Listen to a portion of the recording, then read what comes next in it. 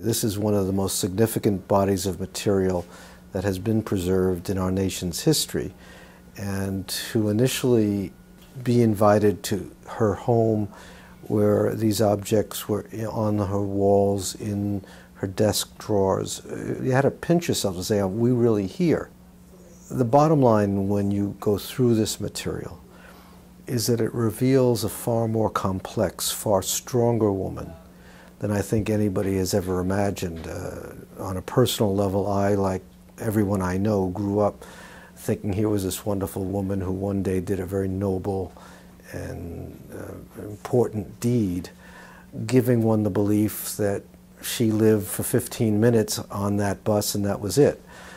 When indeed you can see through her writings that she had set her mind as early as age 12 to changing the world around her, to ridding it of the oppression her family and friends were living under, to undo the injustices of the world. And she, in a way, was like a volcano who was building and building and building and finally erupted on that day on the bus. But then, lest it be believed that she sort of fell back into the shadows, never to be heard from in any serious way again, you can see through her writings that the well-known Montgomery bus boycott that changed things monumentally, in many ways were orchestrated by her. Her writings reveal how she's putting down instructions for the people of Montgomery how to comport themselves.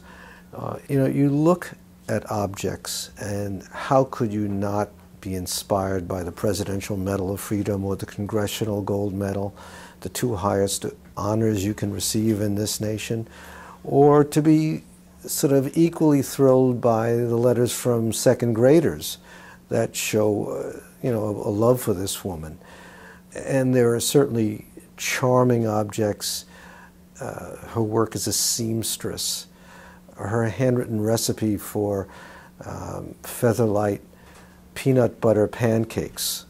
But as a body of material, how can you answer the question of what do we believe the most important material to be, hence our favorite, would be her writings, because that's what reveals so much.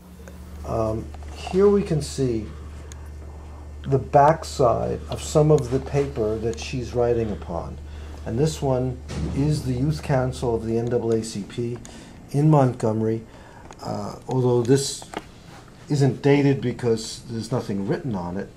You can just tell approximately when it is by virtue of the fact that there's no area code on the phone number, which is always a sure sign that you're dealing with material from the 1950s or earlier. Lest anyone believe that she had instant access to a Kinko's right on the corner, that wasn't the case. She would grab any piece of paper she could get her hands on, many of which came in the form of mimeographed pages from her local church in Montgomery, or handouts by the local fledgling chapter of the NAACP in that area, and just take them and write on the back sides of them, which show exactly where she was and when she was writing these things. But somehow there was this sense that history was unfolding, and people had the good sense to do just that, to save her things. Mother of the Civil Rights Movement? Absolutely. Someone who gave birth to the movement and then watched and helped it grow.